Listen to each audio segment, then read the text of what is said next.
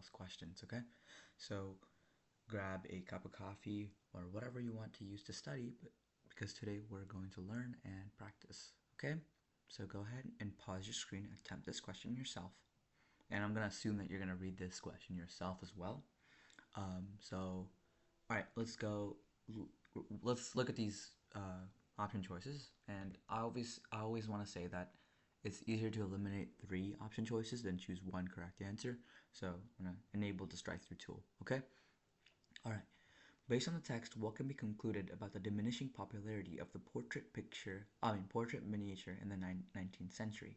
So, if you guys read the text, then you can know that um, it's saying that even the popularity of the portrait miniature didn't directly get caused by the rise of photography, although they coincided with each other.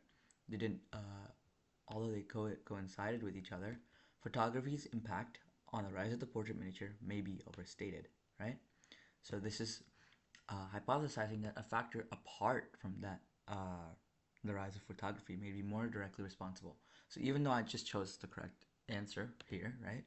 Let's just look at the other ones to see why they're wrong, and let's use the three wrong answer approach to see why this is wrong. More artistic merit.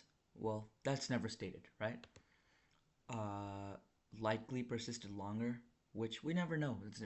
So on the SAT reading portion, every single answer choice will be supported by the text. I mean, the correct answer choice will always be supported by the text. So if the text never says this, then you should not choose it. As demand for portrait miniatures decreased, portrait artists likely shifted their creative focus to photography. Again, never directly supported by the text. All right, let's do another one. What does the text most? Oh, you can go ahead and pause your screen. Sorry. All right. Hopefully you have paused and read the text. So, what does the text most strongly suggest about Sleep No More's use of its performance space? So I think this is a pretty hard question, honestly, because you won't directly like one answer to choose specifically. But based on what I said, that the correct answer will 100% be supported um, or implied the correct answer, right? So let's see if we can eliminate three of these things. The choice of a New York City venue likely enabled the play's creators to experiment with the use of a theatrical space in a way that venues from early productions could not. Maybe, but that's just not supported by the text. We don't know. Audience members likely find the experience of the play disappointing because they generally cannot make it their way through the entire venue. It talks about audience members and they follow their own pace, right?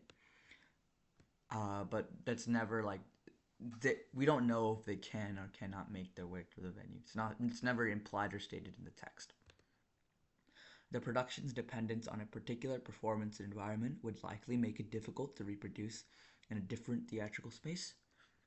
Sure, right? Because the text is implying that a five-story warehouse was transformed into a 1930s era hotel. So that's probably a difficult feat. So let's keep that.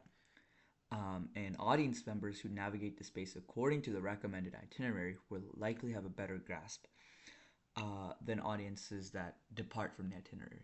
We don't know that. Like, it's never directly implied or stated from the text. So we're going to select option C. Awesome.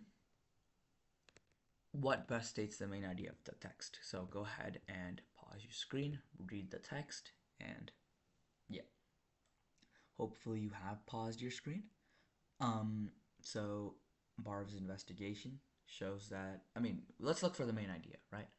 This guy's saying thicker insulation, and there's an initial claim being made that biologists have predicted that feather structures vary with habitat temperature. Okay, so different elevation and different temperatures, right? So you can assume that there's different temperatures at the top of a mountain and at the bottom of a mountain, right? So yeah, so he's saying that uh, the feathers of the people at, I mean, not of the people, of the birds at high elevation have longer and thicker, I mean, and thus thicker feathers because the temperatures are colder up there, right? So we're trying to find something that supports this initial hypothesis. Okay, so honestly, I want to start off by looking at the ends of each of these things. So this says contradicting. That's not the answer, right? Oh, whoops. That's not the answer. This says lending support to a general prediction. Sure, it is lending support. Complicating an earlier hypothesis. No, it's not complicating it. And challenging an established belief. It's not challenging it. And I didn't even read any of this, and I'm confidently choosing this just by reading the end of it. Right? Pretty cool, right? Awesome. Let's do one more. Last one. Come on, guys. All right. Go ahead and pause your screen, attempt it, and unpause it. All right. This question is could be tricky for those who didn't properly comprehend it, but let's go ahead and look at it. Many have come to tolerate him despite his disheveled appearance. So, does it say that his appearance is disheveled? Sure, but I don't think that's the main idea that we're getting from this, right? Few feel concerned that he will divulge their confidences. So this is again a vocabulary. If you don't know what divulge means, it's like, I guess leak. I guess to put it simply, or discuss, right? So when the doctor even takes off his hat, secrets do not fly out like a flock of parrots, but remain nicely bottled up. So he's not gonna tell people about his secrets. Okay, so I think that's a really good answer.